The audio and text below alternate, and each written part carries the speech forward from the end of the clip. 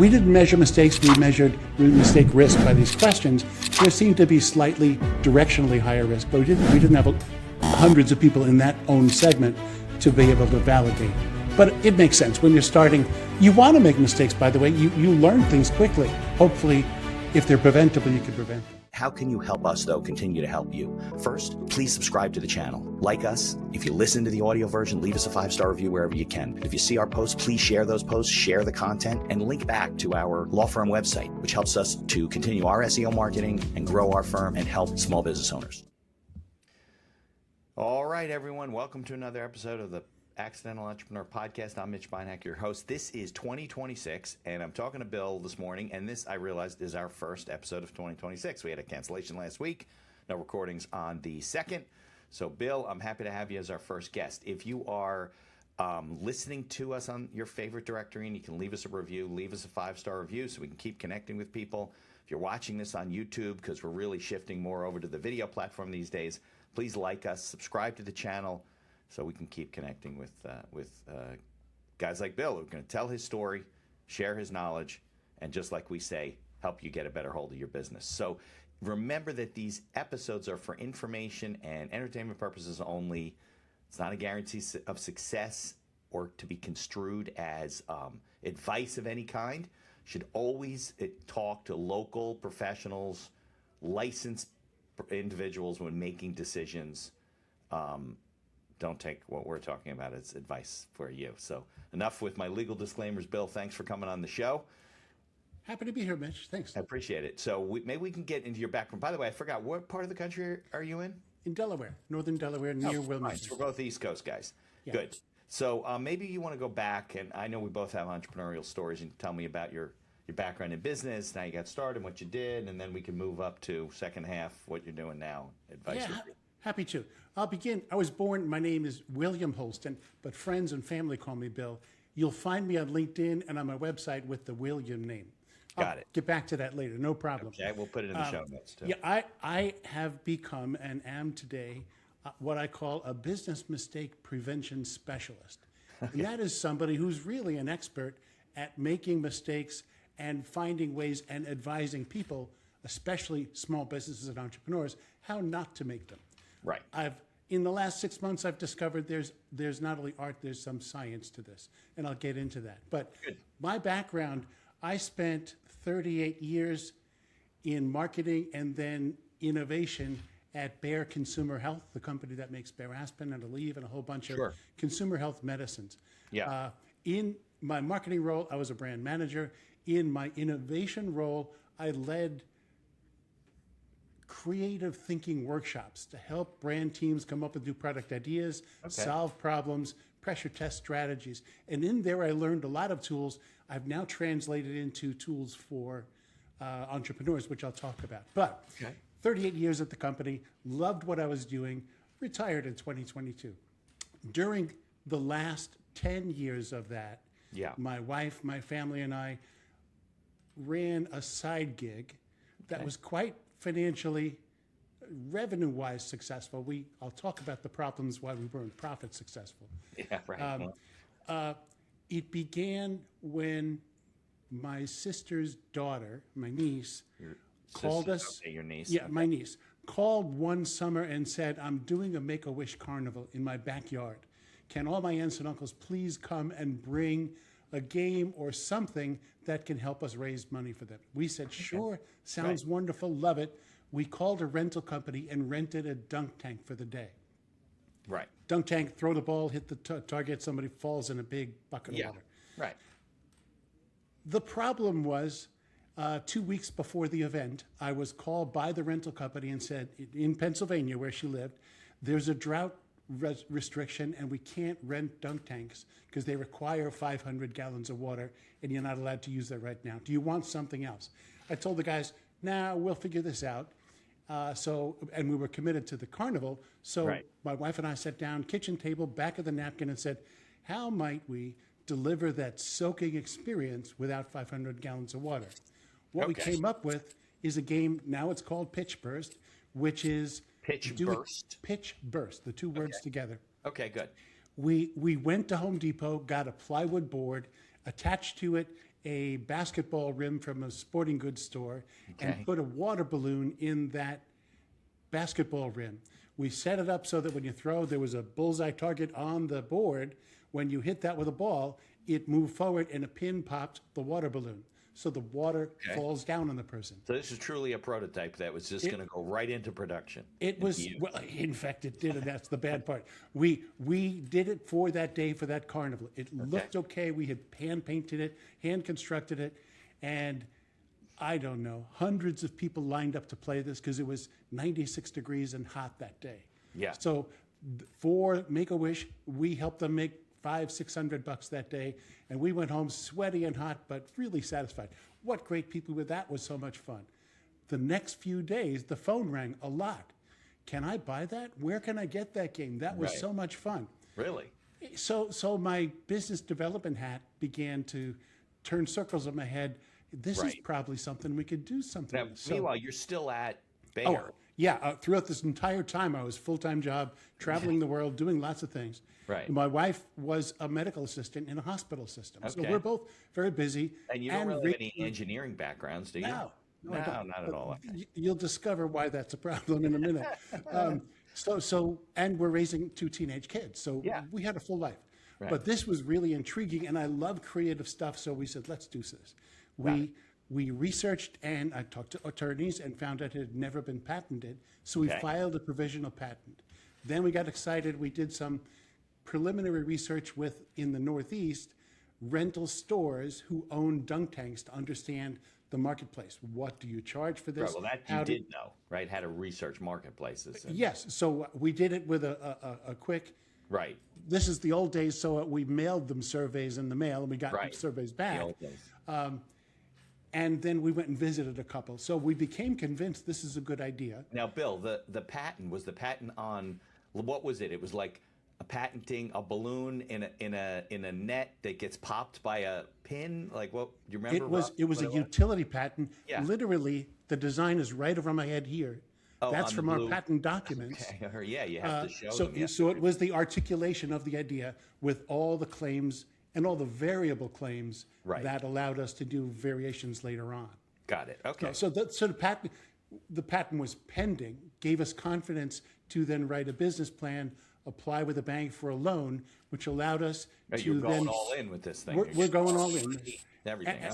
And I'll come back to it. There was a pivot point I might have taken, but I didn't. But we decided the smart thing is to go into this business ourselves, to get these things made, and then to become the marketers of this, and later on quit our day jobs and be rich. Well, yeah, good thought.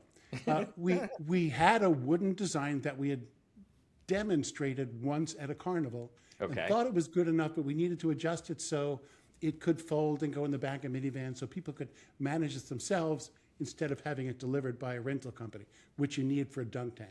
Right. We thought that was a big advantage.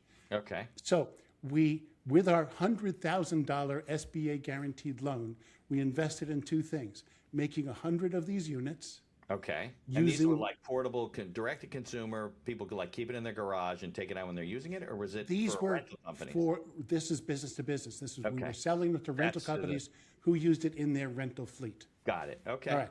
So we produced 100 of these units. We had a wood shop make 100 of them, put them all together.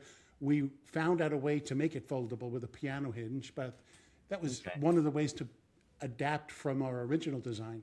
But otherwise, it was pretty much plywood, what we had. You're talking painted. Plywood. Okay. Yes, and a big adhesive sticker with the pitch burst name on it. Yeah. Okay. Logo branding. So with the logo. Right. Okay. So we did the production, and we invested a lot of tens of thousands into that, and then we invested even more tens of thousands into magazine advertising in the rental trades. Again, this was the days before it was easy to do it online with social media. The money was gone, and we were doing our marketing, and the phone began to ring with people interested. Our very first one was a guy from Albany who ordered 2. Some stranger was liking what we saw in the mag. Yeah. So this is cool. What was the price point of this thing, Bill? It was about $400. Okay. And which was set because that was about the rental fee for 1 dunk tank rental for a day. We tried to make it familiar. They would get their money back in like one rental. Yes, that was so. Maybe it should be 1,600. They should get 4 rentals out of it. Well, it turned out it didn't work out that way because we during the cold months, we sold our first 60 units. We were thrilled that was going on. We said, we're on our way. This is wonderful. And then when the warm weather hit in the Northeast, they began to rent them out. And they got some real consumer experience with them. And the stuff hit the fan. It was not good. The phones, instead of coming to us, I want to order that, they were complaining about their customer's experience. The nails fell out. The wood was breaking. The logo panel was peeling off. It's a piece of crap. They said, we love the idea, but I can't use this anymore. So was that because you sold them in the winter months and it was stored somewhere, or the quality wasn't there? The learning, and one of the ahas was we really should have tried this for a season to see, because in the rental business, rental business, things are not handled gingerly. If they crack or break, it's on the manufacturer to come back and fix it. Right. And it just became so. If I sold you something, Mitch, I'm good for it. So I was real busy. Instead of selling and marketing anymore, I was sending spare parts. I was doing make goods. And many of the times it became a refund, which was money out of my pocket. Yeah. The loan money was gone. Woe was us. We called those uh-oh moments. Things were, we were in trouble. Right. Because we had no way of paying the loan back. Right, because the loan was used up now at this point, we've spent this. Yeah. So we did the woe is me for had jobs a while. At this point still. Yeah, great thing for the day jobs, yes. The woe is me continued for a while, and then and the make goods, we kept that up for months. We stopped selling. We took the other stuff out of the warehouse. So we were no longer selling the wooden one. We were not convinced it was going to work. And with additional loan extensions, we hired an engineer to redesign this for us out of steel, out of unbreakable materials. Because the customers, although they were mad at me for ruining their customers' experience, they said, I still love the design.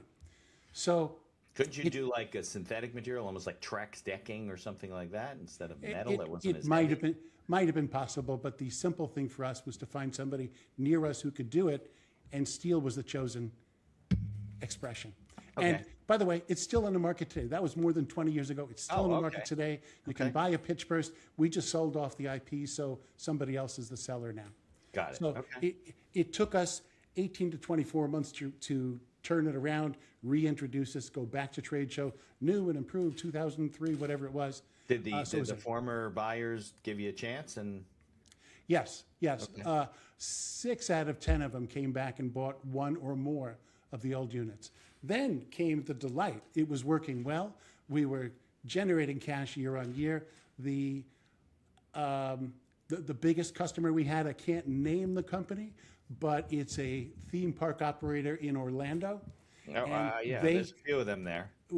One of them, just imagine with mice and things, they bought one for every one of their resorts that they used and rolled it out at the kids' time to play at the pool. Okay. So it was heartwarming to see this is finally doing well. Okay. So in our career you didn't have, it was all done like, not co-packing is not the right word, but it was done through a supply chain, right? So you had it in a warehouse somewhere, and then they would ship it out for you and the whole thing. Yes, and I learned many lessons. These were expensive capital equipment to manufacture. I had to make them at scale in order to bring the price into rental store affordability and then consumer rental ability. Right, you're not making 10,000 units at once, so we did them in the hundreds because I couldn't afford more. Right. We couldn't afford to have it made in Asia or something where it would have been cheaper. These were all made in the USA, and it was a premium item. Right. So the profit, okay. Do you remember, or in the early days, you were selling for 400? Do you remember roughly what your profit margin was on those things? It was about 25%. Well, that's pretty good. Yeah, normally. but we over-invested for years. Yeah, that doesn't include the capital, the R&D, and everything, right? Right. First to introduce it, then to reintroduce it. Right. Later, over the next 10 years, we introduced 4 additional new games, all original designs. Oh, you became like a game person. We became the game person, thinking this would be my life job from now on. Holsten Games. It was called Whirlwinds LLC. Okay, I like that name. It has my initials in it, and it's whirligigs and kind of fun stuff. So it was not because of the debt we incurred to start and the debt we incurred to do the corrections, we were playing catch up for 10 years. Yeah. And our business model was we need something new to get their attention because they get bored with the old stuff. So we were continuing to invest in R&D, magazine advertising, and doing this. So it was. Yes. You're always chasing yesterday's idea to keep people on the. Yeah. We came up with really cool ideas. They loved them. We learned our lesson on durability on the first one, but there were still tweaks and things to figure out. Hiccups as we went along. Right. But we never really did catch up to the debt. You were in the hole too much. We were in the hole deep. Yeah. Great experience, but in the process, we learned how to make mistakes. Right. we learned big ones, and we learned resilience to survive that and keep your reputation with your customers solid. Let them know you got them even if something goes wrong. But to a person, they loved the creativity of what we did. At times, they didn't like the executions of what we did. I think, the invention world, and I've had several inventors on the show. I've had the president of I think it's the National Inventors Association, NIA. And you do have to be resilient because you develop what you think is great, you prototype it, you test it, whatever. But when it really gets out in the marketplace, things happen you couldn't even contemplate. How they use it, where they store it, what they do, all kinds of crazy. So these lessons are now in my head, in my heart, in my family. When I said I've got to tell this story somehow. So when I retired in 2022, I do two things. I joined SCORE so I can be a business advisor to small businesses. Love SCORE. Still doing that. Right. But I also said I'm going to write a book about this story, about these types of dumb mistakes, which all of which were preventable. Right. And then give a toolkit of 10 tools how not to do these. So some of those tools. Well, they were preventable, Bill, if you knew that they were, like if you were made aware of them. Well, yes. And some of the tools help you become aware of it. Yeah. One of them that I have in the book, by the way, the book is here. It's called Uh-Oh. Yep. We'll put a link in the show notes. Uh-oh. Uh-oh is not a popular term, but it's what we went through. Some of the tools include test and learn. Try to segment your entire consumer experience and take one at a time with duct tape and quick models. See how real people use it. Test, right? Yeah. So we had done with the Pittsburgh game, the backyard, full day. It didn't break. It was fantastic. So we had high confidence it would work, but we might have learned test and learn, put it in a rental store for a couple of months. Right. And see how it goes. Yeah, you got to test. When we sold that business, and we had a different game underway that was not so durable, the new guy re-engineered it and was about to put it out. I saw his prototype in his factory, and I said, "Are you going to sell that right away?" Sold the IP to? The guy I sold the IP to. Okay. Water Wars in Minnesota, by the way. Okay. So I asked him, "Are you going to put that out right away?" Boy, it's a big improvement. They'll love it. He says, "No. I'm going to put it in a water park for an entire season and let them," he said, he used these words, I loved it, "kick the snot out of it." Beat the crap out of it. Yeah. And then at the end of the season, we'll see what it was, fix those things, and then we're ready to sell. Right. Yeah, no, it's like if you're in software development, right? People never use it or understand it the way you think they do. You give them instructions to do this and this, they don't read the instructions. They go and they put it together, or there's problems with how it's designed, somebody gets hurt, or whatever it is. Or like he said, they beat the crap out of it. They throw it in the truck and they do, and then things don't work. But you have to, that's real life, right? Yeah, two other of the tools that are in this book. One is called pre-mortems. You know what post-mortems are. You find out why somebody died. Right. Pre-mortem it's an imaginary free exercise. You and your team, or you by yourself, can imagine 3 years have happened. What we're setting out to do now absolutely failed. Be creative. What killed it? Right. And then you identify those things and do something today to help prevent that. It's like trying to break it in the virtual world, right? It's like saying, listen, we're not out in the marketplace, but let's figure out what could possibly happen. Google's big on that, right? They tell their team, go ahead and who can break this thing. And Like Verizon, when it all goes down. Do it when it doesn't cost you money, right? It doesn't cost money. And it helps you think through the possibilities. The third, it's a tool, I coined the term for it. It's called Uh-Oh-ology. and it is learning from others' mistakes. Warren Buffett said, it's great to learn from mistakes, but it's better to learn from others' mistakes. Yeah, big time. This podcast is brought to you by our affiliate sponsor, iEmployee. iEmployee is a virtual assistant service that hires almost anyone for any role in your company right out of the Philippines. Most roles range from $7 to $9 an hour for highly skilled and experienced VAs. And whether you need an executive assistant, social media manager, video editor, customer service, sales, you name it, they have it. We use iEmployee for our VA services, from editing and promoting the podcast to all the PR and promotion of our law firm. iEmployee acts as a virtual field supervisor on the back end with live video monitoring and reports on a daily basis with screenshots of your VA's workday, and along with complete HR and payroll duties. No more paying for overpriced and underqualified workers. There's a link in the show notes to get a 1-week free trial, and I encourage you to take advantage of it. Maybe you're getting your calendaring from one software and you're invoicing from another. Evenoo is a platform that we use as one of our sponsors to run our entire business. And there's other features like auto payments and integrations with QuickBooks. Visit evenoo.com, EVONUE.com to learn more. There's also a link in the show notes. And be sure to tell them that the Accidental Entrepreneur referred you. So in the book, I described, there's really 2 steps to this.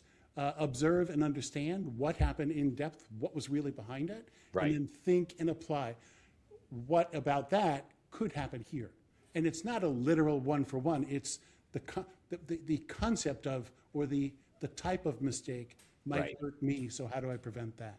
Right, and it's an exercise. It's a good tool to it's a good, what's not the word tool? It's a good strategy. Yeah. As part of a business plan, because that's why you write a business plan, right? You want to kind of know that there's what's coming down the road. But if you're a product inventor and you're going to send it out there for people to use, you really got to figure that stuff out, because it'll be too late, like you said, right? You have these units out, people are using them.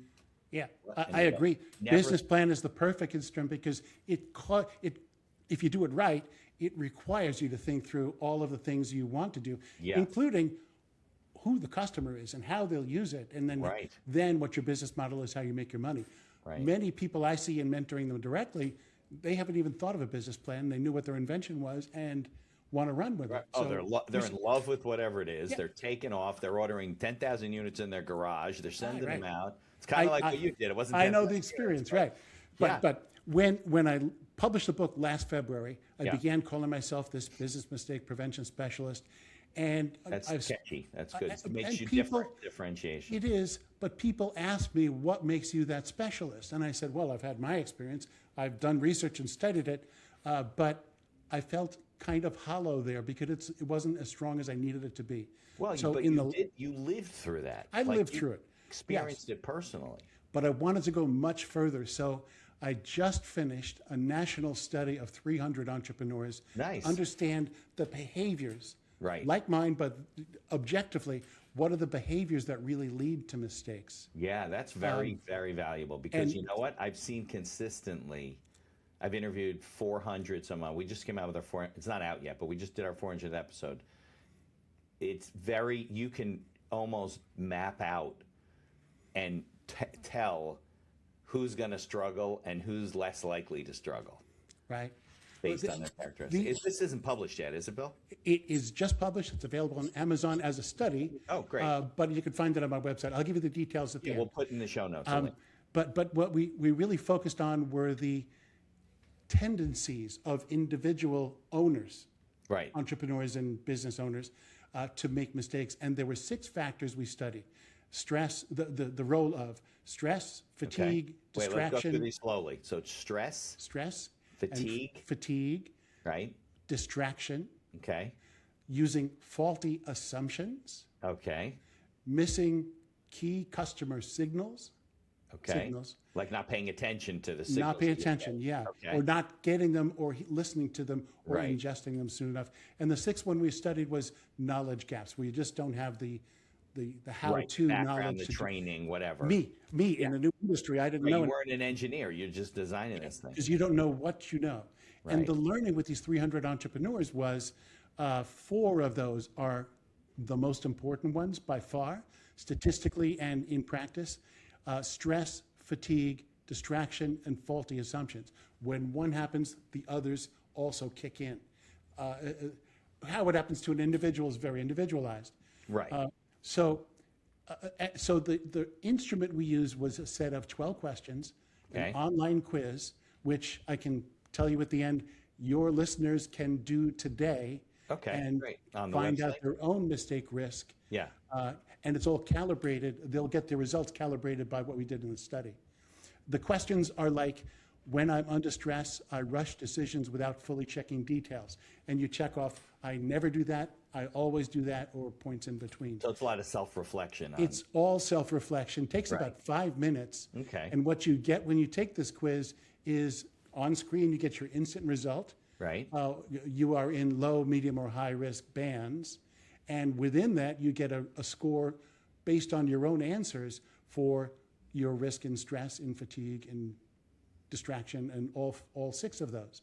You can get this and then understand, oh, I'm in low risk, I'm really okay, good. Or I'm in the medium risk, what are the things that I should watch out for?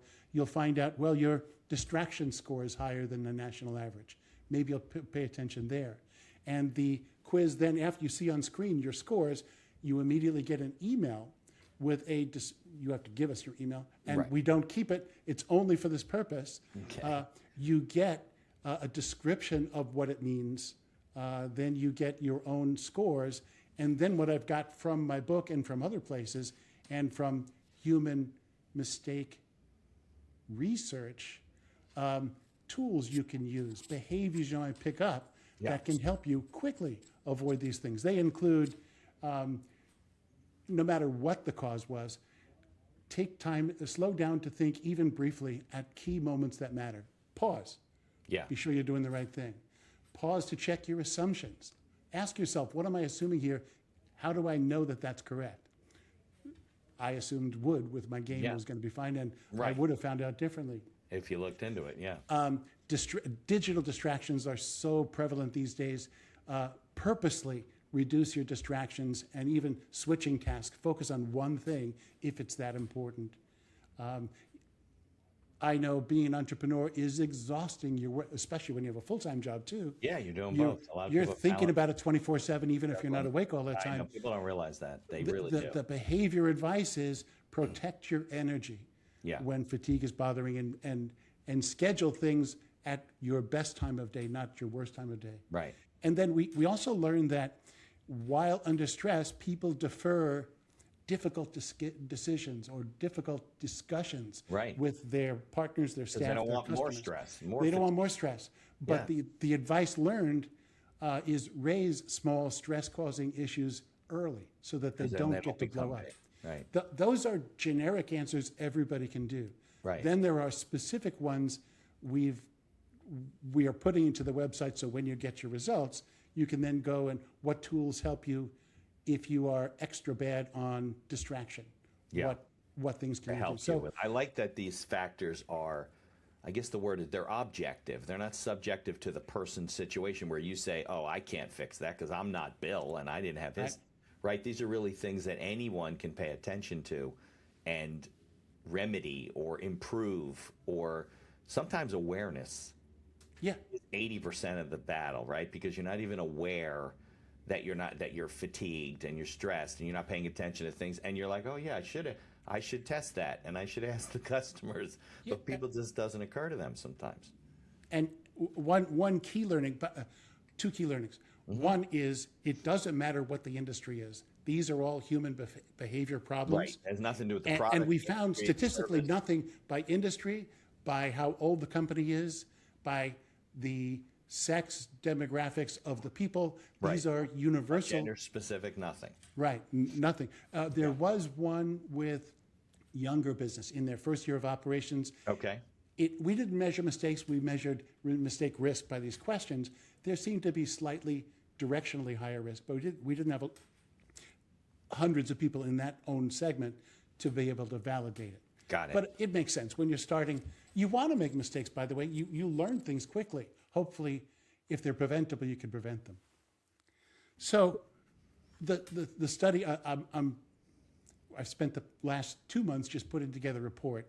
It's now available on Amazon. It's an expensive thing because it was a report. Yeah. But on my website, which I'll give you the link to later, there's a full page on it to explain what it is, and another page that lets you click and then take this risk assessment yourself. Right, but is it more at this point? Is it just a report? You're just reporting on the data, or is it an actual working workbook of, okay, here's the data and here's what we think you should do to avoid these problems? It is a research report right now. Okay. But my intent, probably starting in February, is to be on LinkedIn, put out YouTube videos, Yeah. one piece at a time, so people can think about these things and apply them themselves. Yeah. No, I think it's interesting because you kind of went along a journey, no pun intended, but accidentally, right? Because Absolutely. I mean, really, you didn't like.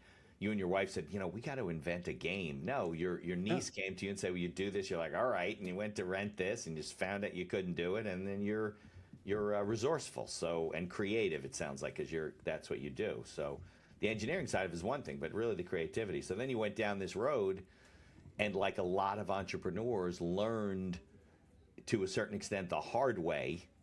Right? Actually, not to a certain extent. You learned the hard way. The very hard way, yes. Yeah. And people do that, and they spend their life savings on stuff, and they take, and they don't even, and maybe they don't incur debt a little bit, maybe, but they blow through their 401ks or something, investing in their business, and they really don't have the skills. I think you mentioned the sixth factor, right, was maybe skill specific, but that doesn't mean you can't acquire the skills or hire somebody to work with you who knows what they're doing, but they don't. They go and they try and do it themselves, and they're so in love with their idea, and they think that all this execution stuff is easy. But even if you did it perfectly, you can control, like, give your situation, right? Even if you did it perfectly or better, let's say, we don't know what perfect is, there would have still been other things that would have happened that you can't control. Right. You can't control what the consumer does when the guy delivers it and where he puts it. I don't know. Right. You can't. Listening to you, Mitch, I'm realizing I mentioned those 5 behaviors. Attached to that are three other things that help. Okay. And they're very important. One is self-awareness. Be aware of your own tendencies. Big time. And that's what this quiz can do for Yes. anybody. Second is have a pocket full of tools that can help you. If you realize you want to slow down to think, what are some tools I can use to help me on that? Right. Some of them I've And mentioned. there's a lot out there, yeah. Yeah, and the third one is when you're alone and it's 4 a.m. and you're exhausted, you never think of it, get some trusted outside advice. Yeah. Even yes, use your family and your loved ones. No, find a but mentor, get a mentor. advisors, yeah. And I'm a SCORE. I see this directly. I'm a SCORE SCORE's mentor. great. But SCORE's not the only place you can get free No. mentoring.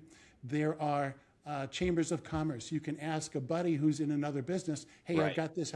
But an objective response can help you see blind spots that are invisible. Yeah. And then you go, oh, I should have seen that. Right. But take the action to go talk to somebody. You I know, want to go that's back why to a lot of these organizations like Tab, Soundboard, all these types of things work very well for, and maybe not for startups, but if you're in business and you come and sit with guys who are similar to you and say, I had this problem, one of the guys in the room says, well, why didn't you do this? And he goes, yeah, I never thought about that. Mentoring helps. Another great tool for an objective, but not human Yeah. response like that. Use AI, ChatGPT or something. Yeah. But be careful because it's not human and it's Don't not. just accept it for what Right. it says. Right. But You gotta I've question. used it to say, I'm going down this path with, by the way, one of my mentoring clients, Yeah. and I don't understand their business. What do I need to know? And it's 5 seconds, you get back a list of 12 things. 10 of them are probably smart. I do want to go back to a crossroads I faced at the very beginning. Good. We had this carnival. Yeah. We decided, let's pursue this. I filed the provisional, then I was issued the full patent. That was my pivot point. Okay. We chose path A, which is go into this business yourself. Another one I didn't really think about till I was writing my book. Oh man, I owned a patent. I could have gone and licensed it, Yeah. sold it to somebody who's already good at Do what this, they're doing. Right. and avoid all of. I would. There's people that probably do do that, it. engineers and inventors. They just get the Yeah. patent and they go and they look for somebody who's willing to do it and license it. And And it depends what your passions are. I love the creative stuff. I continued down the path we did, and I learned life lessons I don't regret. Okay. Financial ones I do, but They're all that kind of is, mixed together. but the challenge I give to the people I mentor now is upfront when you're drafting that first business plan, think of your business model. What is the other right answer? How else might you go? Right. And I say to people, Bill, sometimes great ideas can be great businesses, but you may not be the person who should be doing it. Yeah. So if you have a great idea and you can get the patent and you're willing to invest the money and you get that, that intellectual property that's valuable, yeah, you can license it. I mean, that's why you hear it on Shark Tank all the time. When they have these ideas and inventions, they're like, do you have a patent? Yes, we do. Well, why don't we just license it to Nike or whatever, and and get a royalty, and you move on to your next project. That's not an easy task. I did go to the licensing shows. When I had my third, fourth, and fifth games, realized maybe this whole business is not sustainable for me. I was saying, how do I license it? I went to the Hasbro booth at the toy fair. You got to convince them that they like your idea, and you got to prove it. And you have to work very hard. Right. They get one of them told me, well, where's the engineering drawing for this as a consumer toy? And I said, well, that would cost me $10,000 to get. So I had to stop. So it's hard, but it is another choice. Yeah. You don't always take the first right answer. There's always a second. Yeah, very nice, very nice. So I know we're getting a little bit ahead of ourselves, but I know you retired, and then, excuse me, you started doing this more full time. So tell me about some of the other things that you created for this company. It's been the book. Then didn't you say you created some other games, or they were just ideas? Oh no, the games, yeah. Yeah. During my Whirlwinds days, I've now sold all of it off. Yeah. One game was Pitch Burst. The second one was called Boom Blaster. Okay, it's like a dynamite detonator that you're pushing up and down, and when you push down, it pushes air into an air balloon in a stand across from you. You put 2, 4, 6 of these side by side, and people are racing till it bursts and be the winner. It's like it's like that water game where you shoot the water in the guy's mouth and the balloon blows up and then bursts, and if you win. Yes, it's inspired by something like air. that. Okay. A third one, and our most troublesome game is called Downpour Derby. We kind of put both together and put two people facing each other. Each one has a water pump, and over their head a bucket, and you're trying to spin your water pump fastest so the other guy's bucket spills on them before you get wet. So again, we did it in principle. We did it with a metal manufacturer, and we demonstrated this is possible. And shame on me, I went ahead based on an artist's drawing, sold 100 units, made 100 units, shipped 100 units. So you pre-sold the units, then we pre-sold them. People at a glance saw this was so cool. It's this one behind me, but it's hard to see. Downpour Derby. You can find it. It's still being sold. Okay. But it's been adapted for water parks now. Yeah. But we use flimsy manufacturing parts, particularly the pumps, both with the Boom Blaster game and these. The pumps are designed for limited use, like a bike pump. Fill your tire and you're done. Right, yeah. But if you put it in an all-day race, and you're going, it breaks. Heat builds up inside. The inside O-rings flake and they clog the pump.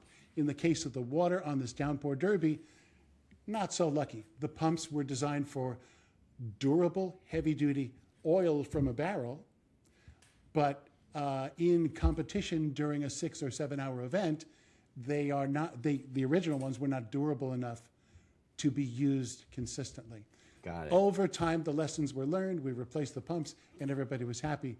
But those were additional times where we were doing make goods and refunds and the sales channel was still B2B.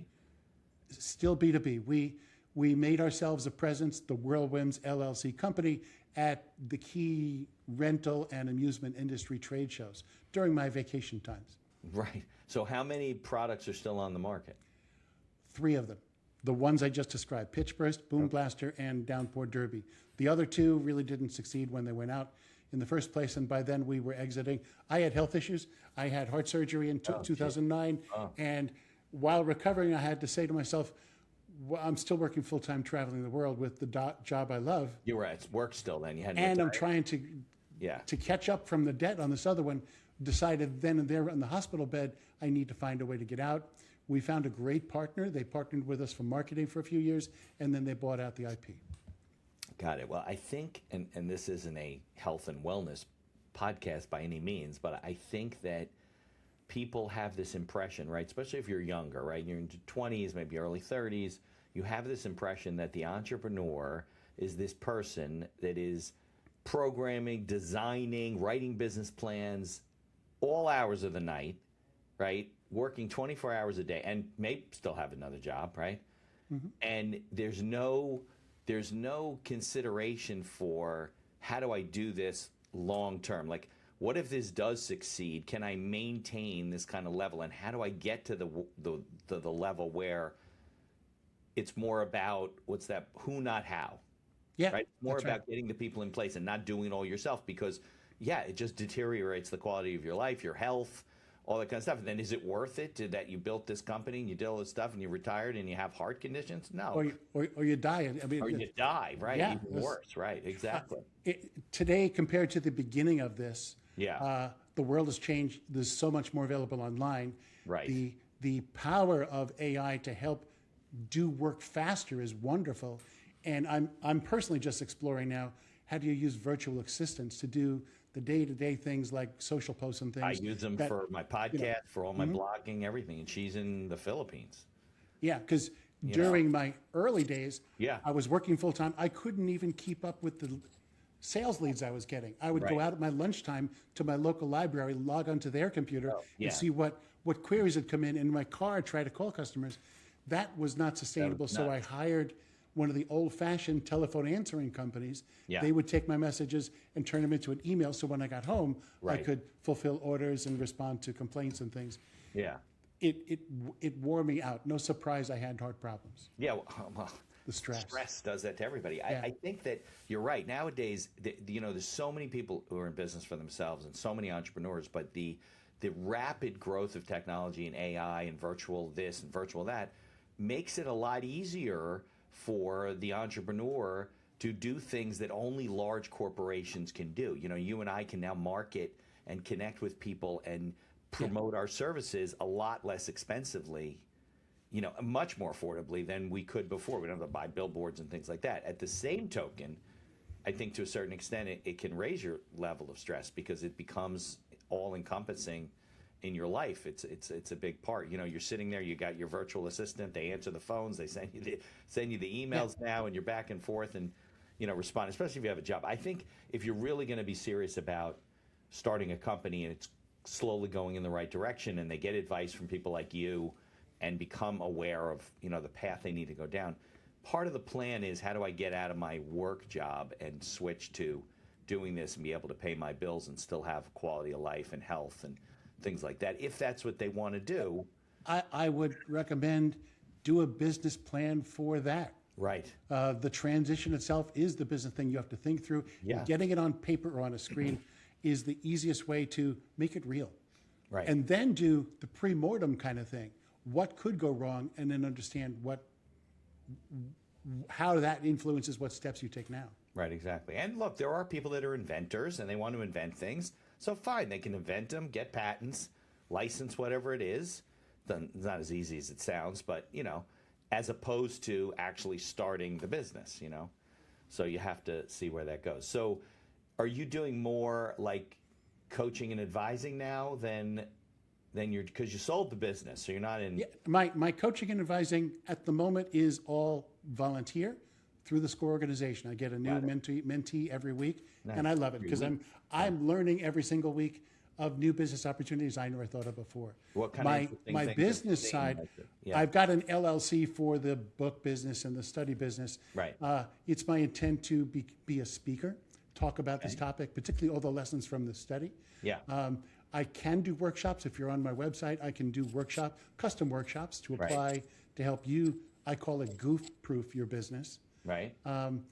I, in the future, will have online courses, definitely for entrepreneurs, but maybe for coaches who are working with people on the topic of mistake avoidance. Yeah. But I am not yet consulting directly for clients other than the volunteer work.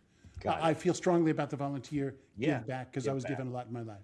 Right. Now, so at SCORE, what are the kind of things that you're helping people with?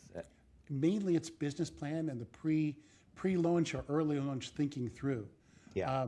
They everybody's individual. So somebody wanted to buy $1 million worth of rafts and do industrial construction stuff, and somebody else invented a little thing for knitting and wants to market it.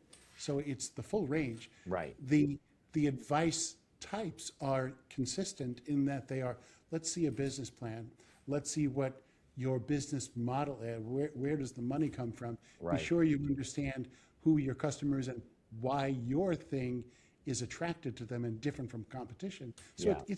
it's the basics. Yeah, no, SCORE has some very good tools and templates. And as a matter of fact, I have when I work with, because I'm a business attorney, when I work with, I don't write business plans, but when I'm talking to and advising clients, I often tell them, go to SCORE. It's a good place to start. But if you take any, template for a business plan, it's probably 8 to 10 sections, depending on how detailed you get. They really boil down, though, to like 4 areas, like you said, They like do. your product, your people, your marketing, and your money. I mean, those are like the 4 things. And if you could kind of hone in on those things and figure out, I guess you figure out if you should even be doing this at all, right? I'm sure you take for people And that you have, get like, down one- the path with some folks. You're right. You get down the path and Yeah. the decision, oh, no, that's not going to work. I can't Right. afford my end of what financing I'd need. Yeah, I think that's one of the problems with accidental entrepreneurship is that people don't do take those steps and think about them ahead of time, and therefore they make the mistakes and they're already emotionally committed to this thing, or maybe even financially committed to this thing, and then they're like, well, how can I stop now because I invested $100,000? I got to get my money back. But at the end of the day, you might be just throwing good money after bad. Yeah, it's the sunk cost fallacy. Yeah, big You're time. always an entrepreneur wherever they are on the journey. They've always got many choices of directions they could do from today forward. Yeah. One of them is always quit. Right. And nobody likes a quitter. Nobody likes to be a quitter. Right. But sometimes when you figure it out, there's a book called Quit that I reference in my book. Right.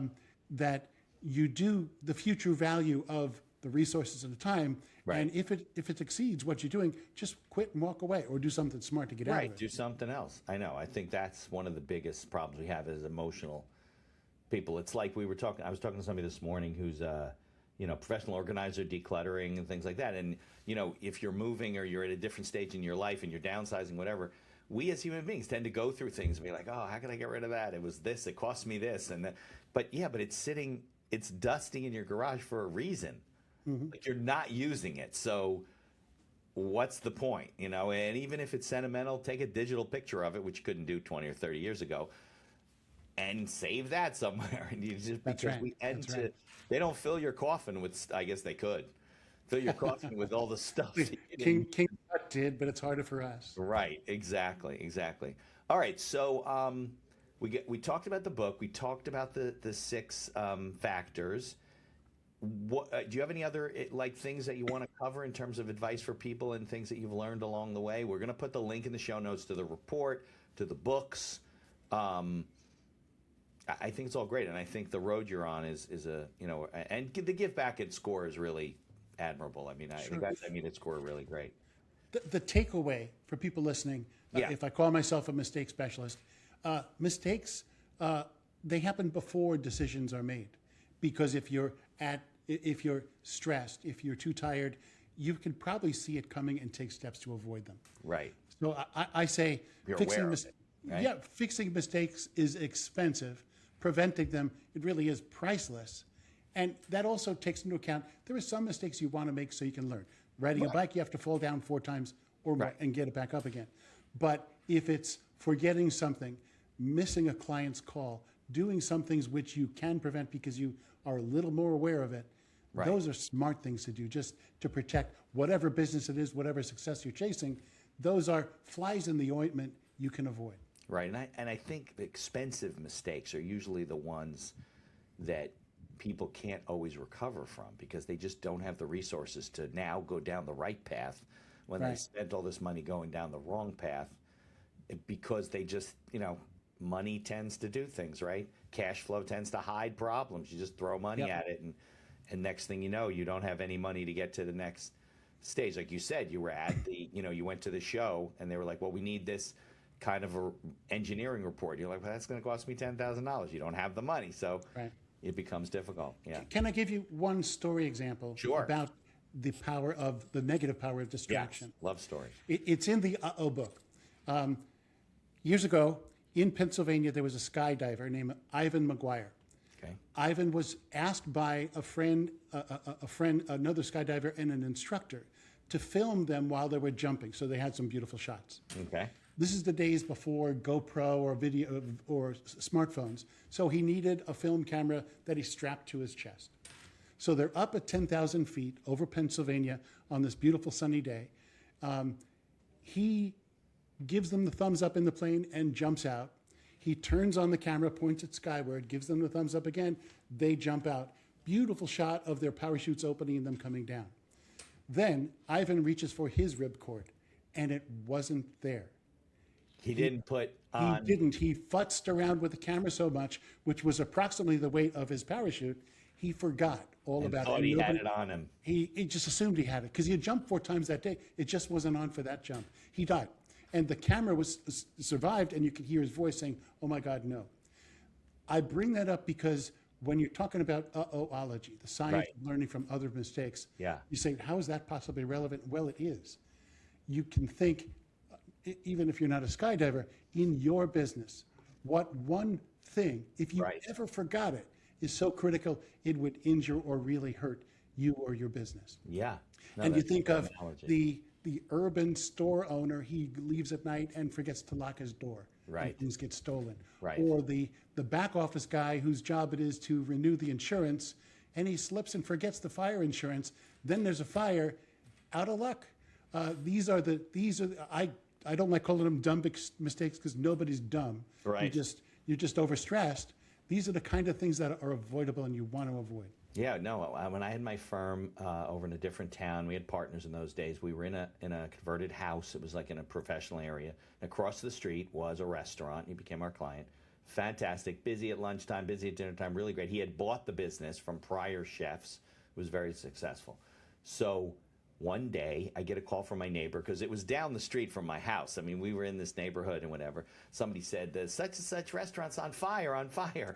And we go running down the street, and the whole building was engulfed in flames. There had been some, I don't know, one of the maintenance people had put some papers or something up near the utilities, and it caught fire and the whole thing. It turned out that his insurance broker had been, in the guy's opinion, bugging him every year to give him an annual review and increase his insurance and go through he hadn't increased insurance from when he started the restaurant. He took it over. So he had let's say he had $30,000 of the contents and coverage, and it should have been $300,000 of coverage. And he had to shut it down. The landlord took over the building, scrapped things. I had to negotiate all kinds of stuff with taxes and problems and creditors. And to this day, it's a new building. The owner had insurance for the building. He didn't own the building, and rebuilt the whole thing. And he's gone. I don't know where he went to. And it was just because he just didn't say to his broker, "All right, come on, and we should take." Those are you think those are normal things, but then you have your broker telling you, "Hey, you got to update this stuff." And you're like, "Okay, I'll get to it," because you're so busy doing what you're doing. Bam. Let's talk about business plan for a minute. Sure. We talked about them as if they're one-time documents. You fill them out. You'd be happy with. You put them away. I always tell people this. You need, even if it's annual, but more regular than that, to see. Am I being honest to what I said I wanted to do? Are these things happening? You need to adjust it. Yeah, and that's where document. That's where in the business support side you have your insurance listed, and it's a reminder. Do that, because what you just described is a cascade of problems. Yeah, and the first one is avoidable.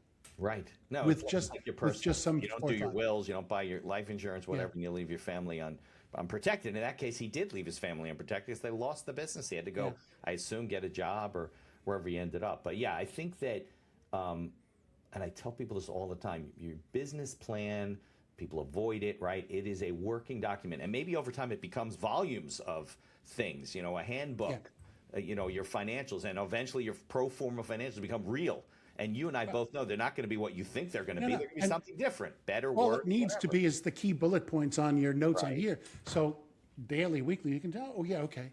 Or Yeah. just review once a week. How am I doing? Yeah, you Against need these to. key principles. Right. Well, I don't know what your opinion is. If it's the creative side of us that makes us avoid the numbers, and we're like, or maybe people psychologically, they don't want to know if their numbers aren't working. Everything's going. We're turning on the lights. Let's keep it going. It'll take care of itself. We'll be rich someday.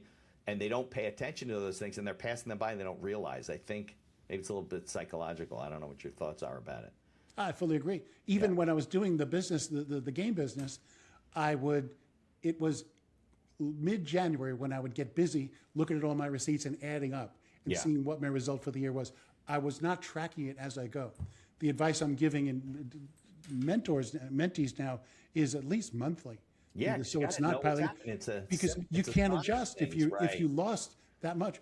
Luckily, Yeah. we had a good, over time, we had a good bank credit line, so we could cover sins. Right. But it's sinful to That would just have- fill in. That just levelizes the problem. It's If what you knew said that about cash early, flow, right. Right. You would make decisions. I think and we're getting to the end of the show, but I think during pandemic that happened to a lot of people. Right. They had these cash flow businesses that just kept hiding the problem, and then when the world shut down and everything stopped, and they realized that they didn't have any profit.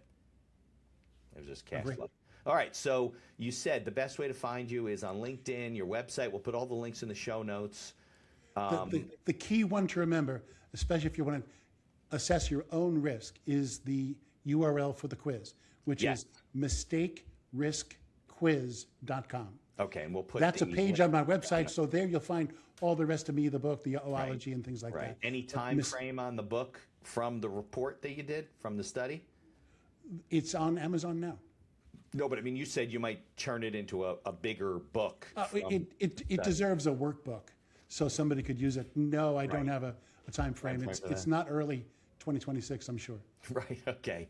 All right, Bill. I can't thank you enough for coming on the show, sharing your thoughts and your experiences. And, like I said, it is consistent, and I'm sure you see that as a SCORE volunteer, what makes people unsuccessful and struggle, and what makes it easier on people and increases their chances of success. So people keep listening to my show, to other shows, meeting people like you, reading your book. They will, look, nobody's guaranteeing anything, and we said that at the beginning. They will improve their chances of success, and that's all we're looking to do, right? Fully agree. All right. Can't thank you enough, Bill. Thanks, Mitch.